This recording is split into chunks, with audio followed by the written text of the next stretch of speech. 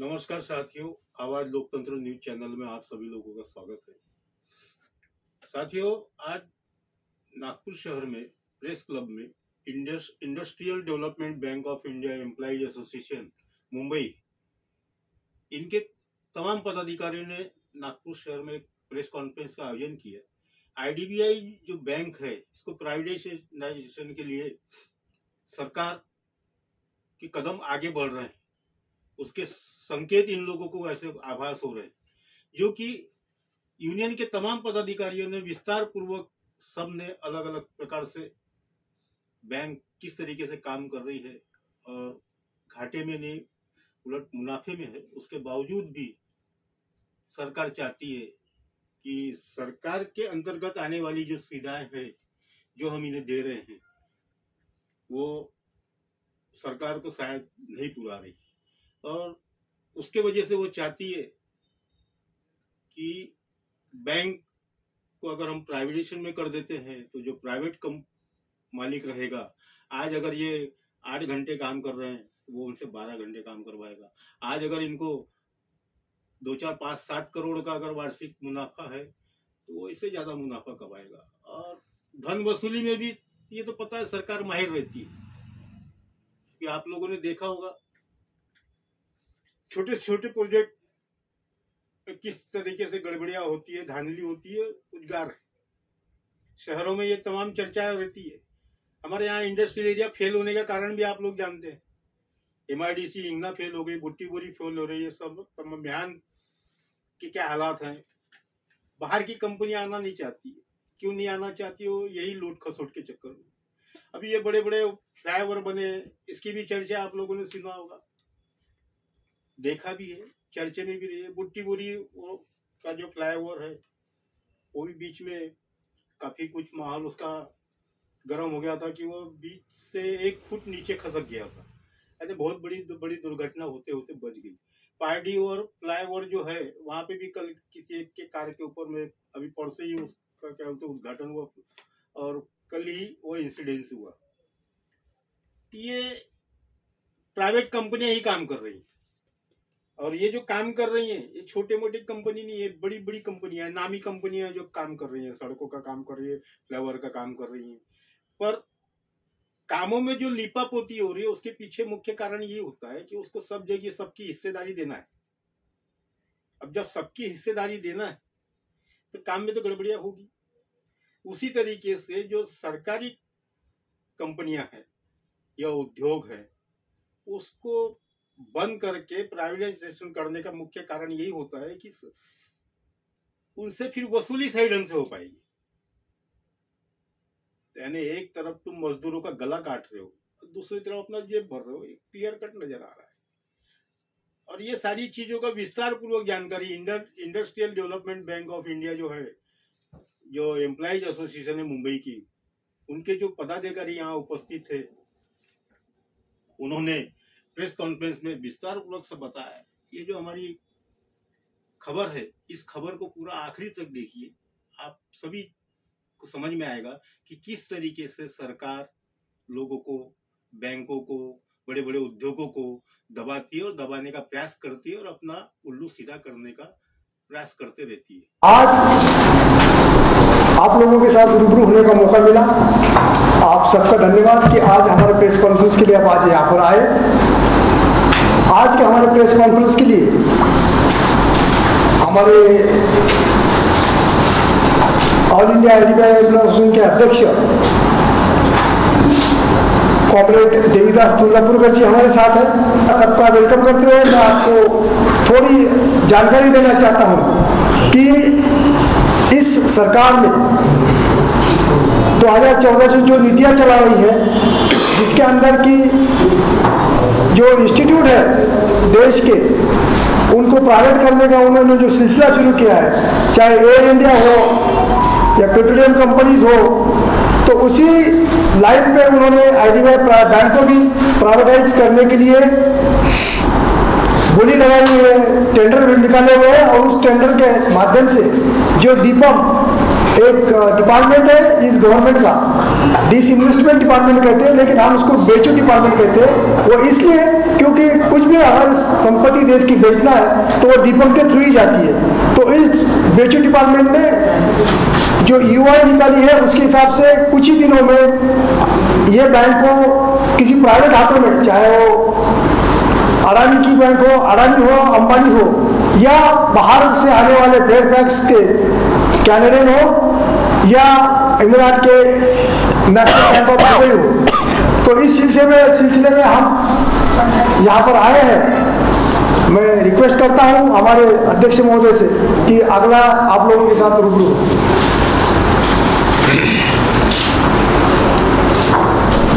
Marathi, Hindi, English, किसी भी language में बात?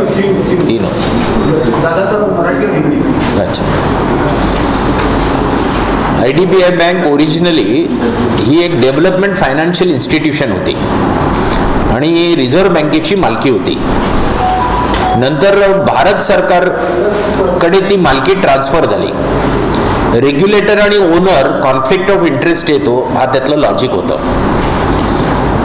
भारत सरकारकडे जेव्हा होती तेव्हा ती डेव्हलपमेंट फायनान्शियल इन्स्टिट्यूशन होती। 1991 साली जेव्हा रिफॉर्म आले तेव्हा तिचं रूपांतर डेव्हलपमेंट फायनान्शियल इन्स्टिट्यूशनचं युनिव्हर्सल बँकेमध्ये केलं गेलं आणि मग ती IDBI बँक म्हणून क्लासिफाय झाली। मग मधल्या काळामध्ये युनायटेड वेस्टर्न बँक अडचणीत आली तेव्हा तिचं मर्जर या IDBI बँकेमध्ये केलं गेलं।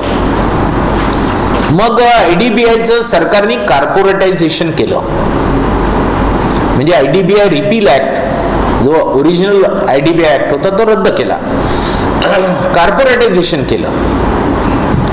त्याच्यानंतर 2008 साली जेव्हा ग्लोबल फायनान्शियल क्रायसिस आला तेव्हा भारतातलं कॉर्पोरेट जे ग्लोबली पैसे रेज करत होतं ते डोमेस्टिक मार्केटमधून पैसे रेज करू लागलं आणि त्यातून भारतातलं मोठं कॉर्पोरेट हे IDBI बँकेकडून लोन घेऊ लागलं।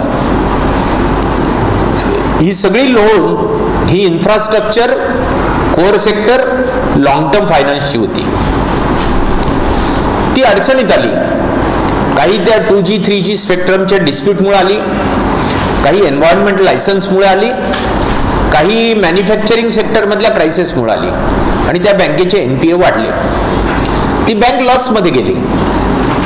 मग सरकारने पहिले 2 वर्ष तो लॉस स्वतः सहन केला आणि त्या बँकेमध्ये भांडवल ओतलं। लॉस जेव्हा वाढू लागला तेव्हा सरकारने ती जी काय ओनरशिप होती ती आपल्याकडून LIC कडे ट्रान्सफर केली। आता LIC हे स्ट्रॅटेजिक ओनर आहे IDBIचं। आता जेव्हा याचं कॉर्पोरेटायझेशन केलं तेव्हा लोकसभेमध्ये हे जे रिपील ऍक्ट तो पहिल्यांदा पार्लमेंटच्या स्टँडिंग कमिटी फॉर फायनान्स कडे रेफर केला गेला। फायनान्स कमिटीचं असं म्हणणं होतं की 51% जास्त ओनरशिप ही भारत सरकारकडे राहिली पाहिजे। सगळ्या राजकीय पक्षाचे त्याच्यात लोकसभा सदस्य होते, पण लोकसभेच्या पटलावर जेव्हा तो कायदा ठेवला तेव्हा त्या कायद्यात असा उल्लेख नव्हता की 51% जास्त भांडवल हे सरकारकडे राहिलं पाहिजे। त्यावेळी विरोधी पक्षामध्ये शिवराज पाटील चाकूरकर, पृथ्वीराज चव्हाण, वासुदेव आचार्य ही सगळी मंडळी होती, प्रियरंजन दास मुंशी, अर्थमंत्री जसवंत सिंह होते। तेव्हा लोकसभेमध्ये याच्यावरून खूप हिटेड डिबेट झाली आणि त्याच्यावर मतदान मागितलं गेलं। मतदान घेतलं तेव्हा असं लक्षात आलं की सत्ताधारी पक्षाला विरोधी पक्षापेक्षा मतं कमी पडतात आणि मग ऐनवेळी ते जे काही voting bye pushing the button आणि फिजिकल, तर काही फिजिकल वोट आणले गेले आणि मग मेजॉरिटी सत्ताधारी पक्षाची आहे असं जाहीर केलं गेलं। वासुदेव आचार्यांनी सांगितलं की तो कायदा पास होईल किंवा नाही होणार, पण तुम्ही हे जे करताय ते फार या लोकसभेला धक्का पोहोचणार आहे। आणि मग शेवटी जसवंत सिंगनी सांगितलं की आम्ही तर ॲश्युरन्स द्यायला तयार आहेत तुम्हाला की 51% जास्त गव्हर्नमेंट राहील. मग शिवराज पाटील चाकूरकरांनी त्यावेळेच्या लोकसभेच्या सभापतींना विचारलं की हे जे म्हणतायत ते ॲश्युरन्स पुरेसं आहे का. तेव्हा त्यांनी सांगितलं की मी सेक्रेटरी जनरलला विचारतो. सेक्रेटरी जनरलने सांगितलं की हे पुरेसं नाही, तुम्हाला प्रॉपर फॉर्मॅटमध्ये ते ॲश्युरन्स द्यावं लागेल. मग वसुदेव आचार्य, शिवराज पाटील चाकूरकर यांनी आग्रह धरल्यानंतर त्यांनी तसं ॲश्युरन्स ऑन रेकॉर्ड दिलं. हे 2014ची गोष्ट आहे. त्याच्यानंतर आता जेव्हा कोरोनाच्या काळामध्ये LIC कडे ओनरशिप द्यायचा प्रश्न आला तेव्हा सरकारने आर्टिकल ऑफ असोसिएशन मध्ये अमेंडमेंट करून ही ओनरशिप LIC कडे ट्रान्सफर केली. त्यावेळी रिझर्व्ह बँकेचं असं म्हणणं होतं की LIC जरी पब्लिक सेक्टर असेल तरी फॉर ऑल प्रॅक्टिकल पर्पजेस हे प्रायव्हेट सेक्टरमध्ये आता गणल्या जाईल, ज्याच्यावर आमची आपत्ती होती. मग आम्ही राईट टू इन्फॉर्मेशन खाली लोकसभेच्या सभापतींना, लोकसभेच्या सेक्रेटरिएटला पत्र दिलं. त्या पत्राला उत्तर देत असताना त्यांनी तारीख, वेळ आणि दिलेला ॲश्युरन्स इन्व्हर्टेड कॉमामध्ये आम्हाला शेअर केलं. पण नंतर आम्ही लोकसभेची प्रोसिडिंग बघितली. कधीही लोकसभेला सत्ताधारी पक्षांनी विश्वासात घेऊन आता आम्ही या बँकेचं 51% वर भांडवल डिसइन्व्हेस्ट करत आहोत असं सांगितलं नाही. आमचं असं म्हणणं आहे की हा अब्यूज विथ द पार्लमेंट आहे. पार्लमेंटरी दिलेला कॉन्फिडन्स जो आहे तो सरकार पाळत नाहीये. आम्ही आता गेल्या 3 महिन्यामध्ये वेगवेगळ्या राजकीय पक्षाच्या खासदारांना भेटून निवेदन दिलं की आमचं काय जाऊ द्या पण लोकसभेचा तर गरिमा टिकवा. आणि त्याच्यात आम्ही 2-3 मुद्दे मांडले की आज अजूनही अमेरिकेमध्ये आणि युरोपमध्ये डेव्हलपमेंट फायनान्शियल इन्स्टिट्यूशन या पब्लिक सेक्टरमध्ये आहेत. असं असताना भारत जो की अजून प्रगत नाही तिथे काय या प्रायव्हेट केल्या जातात. तसं आत्ता तुम्ही बघाल मॅन्युफॅक्चरिंग सेक्टरमध्ये भारतात इन्व्हेस्टमेंट करायला कोणी तयार नाही, कारण रिटर्न नाही आहे. सगळा माल आता आपण आयात करतो आणि जॉब तेव्हाच तयार होतात जेव्हा मॅन्युफॅक्चरिंग मध्ये इन्व्हेस्टमेंट होते. भारतात जॉब्स तयार होत नाही हा दुसरा प्रश्न आहे. या दोन्ही प्रश्नावर मात करायची असेल तर तुम्ही IDBIचं डेव्हलपमेंट फायनान्शियल इन्स्टिट्यूशन हे कॅरेक्टर अबाधित ठेवलं पाहिजे किंवा त्याचं पब्लिक सेक्टर कॅरेक्टर हे अबाधित ठेवलं पाहिजे. हा गुणवत्तेच्या निकषावर आमचं जे म्हणणं आहे ते म्हणणं आम्ही खासदारांना सांगितलं. त्यातले विरोधी पक्षाचे होते ते उघडपणे आम्हाला समर्थन देतात. जे सत्ताधारी पक्षाचे होते ते आम्हाला सांगतात बँक पब्लिक सेक्टरमध्ये राहिली पाहिजे, हे आम्हालाही मान्य आहे पण आमच्या मर्यादा आहेत, याच्यापेक्षा अधिक आम्ही काही बोलू शकत नाही. पण आम्ही मधल्या काळामध्ये दिल्लीच्या हायकोर्टामध्ये एक रीट फाईल केलं होतं आणि त्या रीटमध्ये आम्ही असं सांगितलं की पार्लमेंटमध्ये हे पब्लिक सेक्टर कॅरेक्टर राहणार आहे असं आश्वासन दिलं होतं. त्यावर दिल्ली हायकोर्टामध्ये आमचे ॲडव्होकेट प्रशांत भूषण होते. त्यांनी दिल्ली हायकोर्टाने असं सांगितलं की पार्लमेंट आणि ज्युडिशरी हे एकाच पेडेस्टलवर आहे.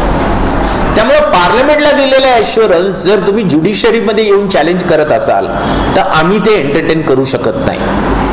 दिस is not appropriate forum and you are not the appropriate authority to challenge it. लोकसभेतल्या एखाद्या खासदारांनी ते लोकसभेमध्ये उपस्थित करायला पाहिजे. मग आम्ही त्या निर्णयाच्या विरुद्ध सुप्रीम कोर्टात गेलो. सुप्रीम कोर्टाने हायकोर्टाचं म्हणणं याच्यावर शिक्कामोर्तब केलं, म्हणजे सुप्रीम कोर्टाचे दरवाजे आम्हाला बंद झाले. म्हणून आता आम्ही गेले 3 महिन्यापासून वेगवेगळ्या राजकीय पक्षाच्या लोकांना भेटून त्यांना आव्हान करतोय की तुम्ही हा प्रश्न लोकसभेमध्ये उपस्थित करा. आणि आम्हाला अपेक्षा आहे की आता पहिलं जे बजेट सेशन होतं ते राष्ट्रपतीच्या अभिभाषणाला उत्तर आणि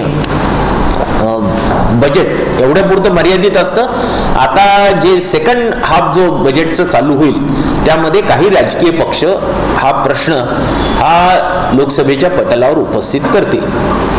पण भारतातला जॉब क्रिएशनचा क्रायसिस असो की मॅन्युफॅक्चरिंग सेक्टर मधला क्रायसिस असो, की आजही बघा तुम्ही, आता पर्टिक्युलरली ही परवा न्यू इंडिया कोऑपरेटिव्ह बँक बुडाली, म्हणजे मोरेटोरियम लागू झाला. लोकांमध्ये प्रचंड पॅनिक वातावरण आहे आता तिथे, की मोरेटोरियम जाहीर झाल्यानंतर एरवी 500,000 रुपये तरी मिळायचे, या बँकेत तर तेही मिळत नाहीत. 5 लाख रुपये शेवटी सेटलमेंट होईल तेव्हा मिळतील. पण काही लोकांची अवस्था अशी आहे की आज आणि आत्ता पैसे पाहिजेत. त्याच्या अगोदर पीएमसी बँकेचा एपिसोड झाला, त्याच्या अगोदर येस बँकेचा झाला. या 2 तर अर्बन कोऑपरेटिव्ह होत्या, पण येस बँक तर प्रायव्हेट सेक्टरमध्ये होती. ती शेवटी स्टेट बँकेला टेक ओव्हर करून वाचवावी लागली. आणि आत्ता पण तुम्ही बघाल, रिझर्व्ह बँकेच्या रोज निघणाऱ्या प्रेस रिलीजमध्ये 2-3 तरी बँकांना पेनॉल्टी लावलेला उल्लेख असतो. म्हणजे बँका रेग्युलेटरी कंप्लायन्सेस करत नाहीत म्हणून त्यांच्यावर रिझर्व्ह बँक कारवाई करते. अशा परिस्थितीत फायनान्समध्ये IDBI बँकेसारख्या बँकेचं प्रायव्हेटायझेशन करणं हे फायनान्समध्ये अनिश्चितता आणणारं आहे. त्यामुळे सरकारने हे दुस्साहस करू नये असं आमची सरकारला विनंती आहे. आता तुमच्या बाजूने काय विचारायचं असेल? बरं, ही बँक प्रॉफिटमध्ये लॉस मध्ये असतील, तुम्ही जर प्रायव्हेटायझेशन केलं असतं तर एक वेळ काहीतरी जस्टिफिकेशन होतं. खरं म्हणजे लॉस असला तरी तो मोठ्या कॉर्पोरेटमुळे होता, पण आता तर गेले 3 वर्ष झाले प्रॉफिटमध्ये आहे. आणि या वर्षी आम्हाला खात्री आहे की इतिहासात कधीही झालं नाही एवढं रेकॉर्ड प्रॉफिट IDBI बँक यावर्षी कमवेल. मग अशी म्हणजे प्रॉफिट झाली की प्रायव्हेट सेक्टर करायचं आणि लॉस झाला की ते नॅशनलाइज करायचं. हा आदबट्ट्याचा व्यवहार सरकारने करू नये. सर, क्या लगता है आपको कि सरकार किसी भी स्थिति में कितना प्रतिशत हिस्सेदारी जो बनाए रखने वाली है और बैंक का जो सार्वजनिक क्षेत्र का जो दर्जा जो बरकरार रहेगा, सरकार का यह प्रयास जो है आपकी नजरों से क्या लगता है? संसद और देश की जनता के साथ कहीं ना कहीं खिलवाड़ कर रही है सरकार? हाँ, ये तो हमारा कहना है, बार बार हम प्रेस रिलीज में भी कहते हैं. ये तो पहले तो ये अब्यूज विद द पार्लियामेंट है. पार्लियामेंट ये एक सिस्टम है, ये कोई पार्लियामेंट ABCD या ये गवर्नमेंट वो गवर्नमेंट वाली बात नहीं है. अगर आपको करना ही है, आपकी मेजॉरिटी है, ऑफिशियली आप अमेंडमेंट लाओ एक्ट में और फिर करो, लेकिन गवर्नमेंट ये नहीं कर रही है.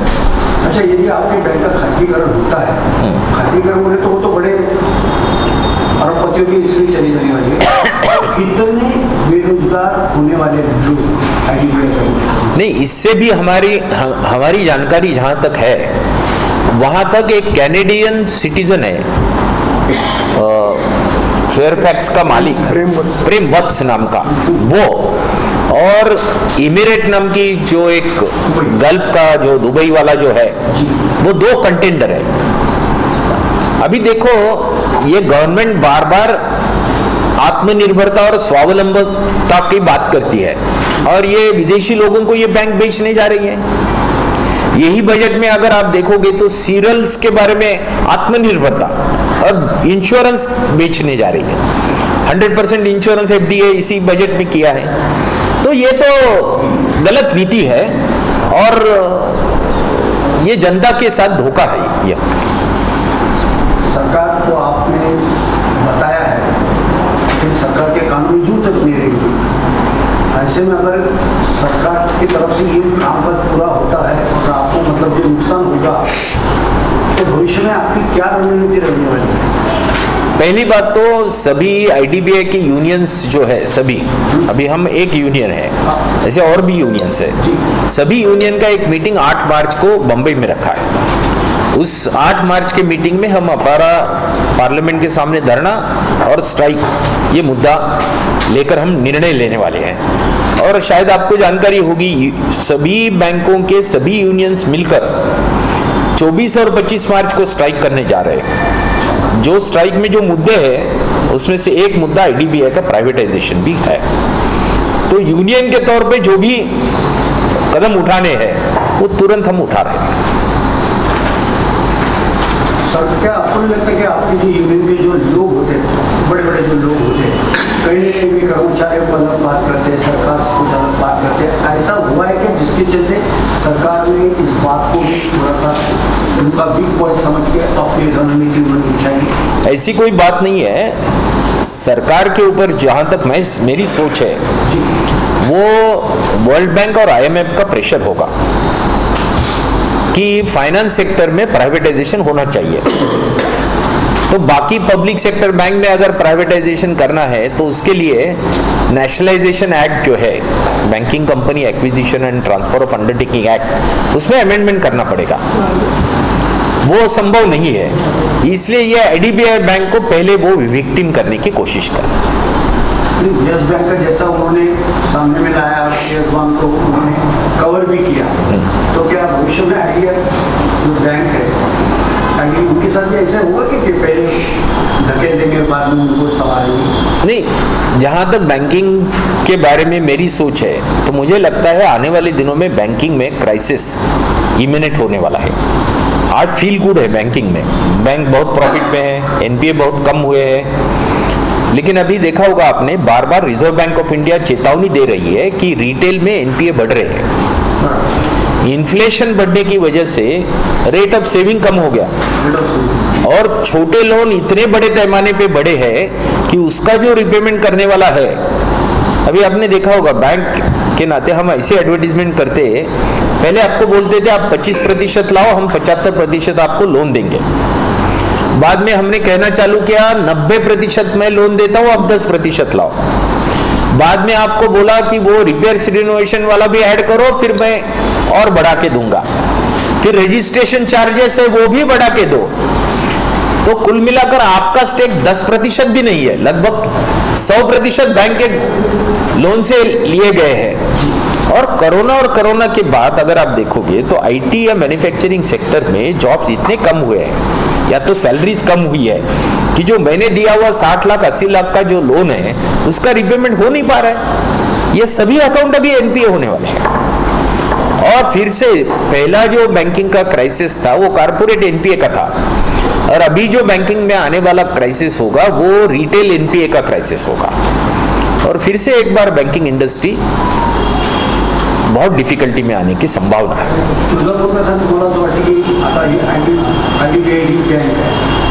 नॅशनलाइज बँक आहे, त्यांच्यावर सुद्धा सरकारचा डोळा आहे, पण तो पूर्ण नेत्र उघडलेला नाही, त्याने असं बिळकुल करेल का भविष्यात?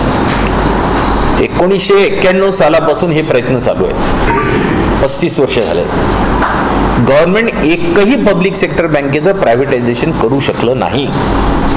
याला कारण आम्ही बँक कर्मचारी संघटना म्हणून गेल्या 30 वर्षामध्ये 35 पेक्षा जास्त संप प्रायव्हेटायझेशनच्या विरोधात केलेले आहेत।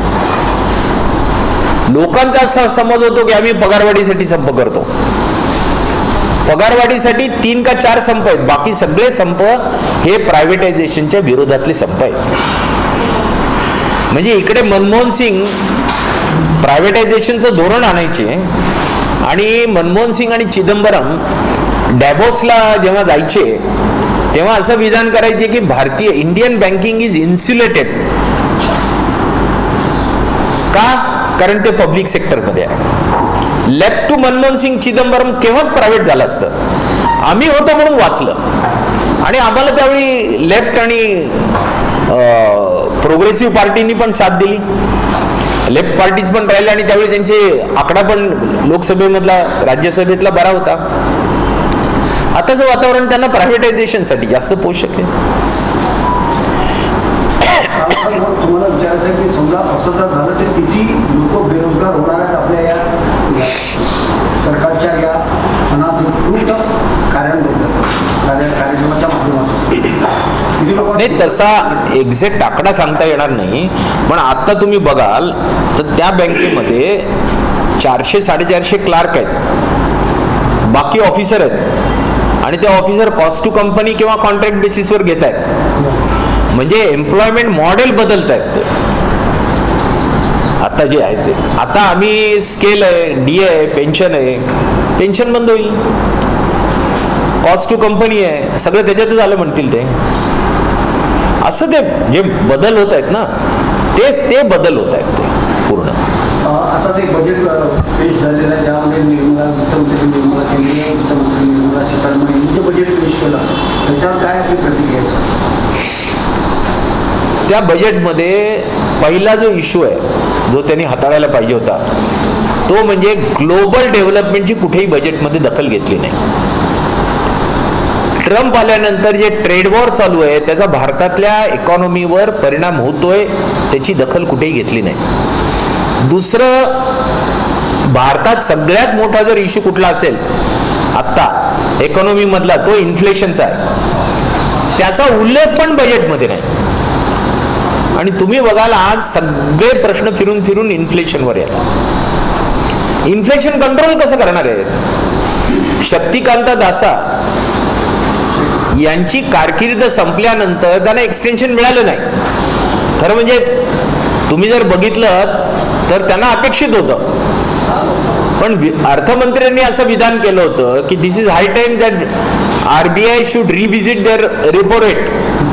तो त्यांनी रिव्हिजिट केला नाही. आता नवीन गव्हर्नर आले, त्यांनी रिव्हिजिट केला आणि 0.25 ने कमी केला. आता जर मनी सप्लाय वाढला तर इन्फ्लेशन वाढेल ना. मग इन्फ्लेशन वाढलं तर रिझर्व्ह बँकेची primary responsibility central banking authority म्हणून जर काय असेल, सेंट्रल बँकिंग मॉनिटरी अथॉरिटी म्हणून काय असेल तर इन्फ्लेशन,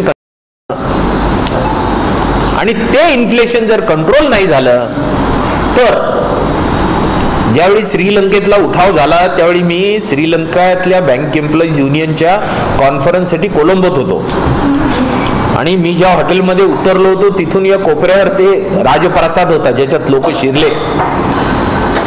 3-4 दिवस होतो त्यावेळी मी फार जवळून बघितलं. फक्त इन्फ्लेशनमुळे ती उठाव झाला होता. भारत आकाराने देश मोठा आहे, डेमोग्राफी ऍडव्हान्टेज आहे पॉप्युलेशनची, त्यामुळे भारतात हा क्रायसिस आला नाही. और अदरवाईज धोरणं जर बघितली तर हा क्रायसिस भारतामध्ये देखील येऊ शकतो. सर, आपला IDBI मध्ये कोणत्या पोस्ट करिता खातीकरण केलेलं आहे? कुठल्या कोणती पोस्ट खातीकरण केलेली आहे? पोस्ट नाही, बँकेचं खाजगीकरण.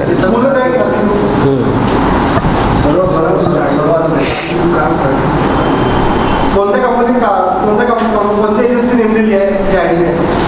आता 2 लोक बोली लावतात, म्हणजे त्यांनी त्याला काय IDBI ने एक वॉर रूम केली आहे. त्या वॉर रूम मध्ये त्यांनी जाऊन सगळे कागदपत्र त्यांची जी कॉन्फिडेन्शियल इन्फॉर्मेशन बघितली. आता येत्या काही दिवसात ते फायनान्शियल बीड करतील. आता या IDBI बँकेच्या 29 प्रॉपर्टीज आहेत. त्यातली हैदराबाद मधली एक 50 एकर प्रॉपर्टी आहे, ती पण सायबराबाद म्हणजे हार्ट ऑफ द सिटी जिथं IT इंडस्ट्रीज आहेत. कल्पना करा त्या जागेची किंमत काय असेल. म्हणजे या खरेदी विक्री व्यवहारामध्ये हे पण एक मोठं कन्सिडरेशन आहे. जो माणूस विकत घेईल त्यांनी जर एकदा जागेची रफादफा केला आणि हात झटकून सांगितलं मी तुम्हाला देऊन टाकतो, तुम्ही बघा तुम्ही जाणे बँक जाणे, तर हे सगळे प्रश्न आहेत त्याच्यात अंतर्गत. IDBI एक डेवलपमेंट फाइनेंशियल इंस्टीट्यूशन है. वैसे तो वो बैंक प्रॉफिट पे है, लगातार 3 साल प्रॉफिट कर रही है. हमारे हिसाब से कोई कारण ऐसा लॉजिकल नहीं हो सकता जिसकी वजह से इस बैंक का प्राइवेटाइजेशन किया जा सकता है. लेकिन कहीं न कहीं भारत सरकार ने IMF या वर्ल्ड बैंक को कुछ कमिटमेंट दिया होगा. उस कमिटमेंट का एक भाग इस तौर पर यह प्राइवेटाइजेशन निजीकरण करने की कोशिश की जा रही है, यह हमारा अनुमान है. इसके पहले भी आपने आंदोलन किए थे, ज्ञापन भी दिया था, क्या हुआ? तो जो गवर्नमेंट सोच रही थी प्राइवेटाइजेशन वो लगभग पिछले 10-15 साल तक नहीं कर पाई. इसका कारण यह है कि हम लोगों ने जो जागरूकता तैयार की और जो अलग अलग लोक प्रतिनिधियों ने भी उसके खिलाफ कुछ स्टेटमेंट दिए, इस वजह से वो प्राइवेटाइजेशन आज तक नहीं कर पाए. फाइनेंस मिनिस्टर से इस संदर्भ में बात हुई, क्या जवाब आया? हमने अभी फाइनेंस मिनिस्टर की अपॉइंटमेंट मांगी है, अभी तक हमको नहीं मिली. लेकिन पार्लियामेंट्री कमेटी ऑन फाइनेंस की जो चेयरमैन है उनसे हम मिले, अलग अलग पॉलिटिकल पार्टीज के जो सांसद है उनसे हम मिले हैं और उनको हमने अपील किया है कि प्राइवेट IDBI बैंक को बचाने के लिए आप हमारा साथ दें. अभी बैंक का स्टेटस क्या है? अभी आज की तारीख में 51% से ज़्यादा उसका जो शेयर कैपिटल है वो LIC के पास है. LIC पब्लिक सेक्टर है, लेकिन जहां तक RBI रिजर्व बैंक का कहना है कि ये प्राइवेट बैंक है। लेकिन गवर्नमेंट ये कहती है कि आज भी CBI, CVC या पार्लियामेंट्री कमेटी ये सब उसको लागू है।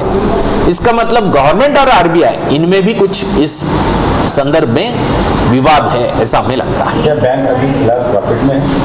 लगातार 3 साल प्रॉफिट में और बहुत अच्छा प्रॉफिट कमाया। परफॉर्मेंस बैंक का नहीं रहने से या कर्मचारियों का नहीं रहने से शायद गवर्नमेंट निजीकरण कर सकती है। आंकड़े बताते हैं कि बैंकिंग इंडस्ट्री में सबसे अच्छा परफॉर्मेंस IDBI का है, तो कोई वजह नहीं। अगर आगे आपकी क्या स्थिति है? अभी हम 8 मार्च को बंबई में सभी यूनियंस इकट्ठा होकर मिल रहे हैं, उसके बाद हम हमारी रणनीति तय करेंगे, स्ट्राइक के भी कॉल्स देंगे, पार्लियामेंट के सामने धरना भी प्रोग्राम हम ऑर्गेनाइज करने जा रहे हैं।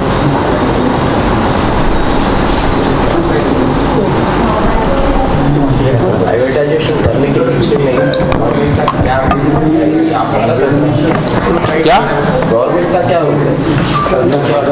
नहीं, वो LIC के पास जो 51% स्टेक है, LIC यानी गवर्नमेंट के पास ही है, तो वो गवर्नमेंट बेचने जा रही है। सीधा सीधा गवर्नमेंट को उससे प्रॉफिट मिलेगा? हाँ मिलेगा, है ना? हाँ मिलेगा। लेकिन प्रॉफिट मिलेगा या घाटा मिलेगा, ये आने वाले दिनों में वो ट्रम्प बाबा क्या करते हैं इसके ऊपर वो निर्भर होता है। और कुछ धमाके उड़ाए, अभी तो लगभग 75,000 तक आ गया है शेयर मार्केट, और कितना लुढ़क जाएगा ये कोई बता नहीं सकता। वो अगर कम हो गया तो शायद प्रॉफिट नहीं होगा।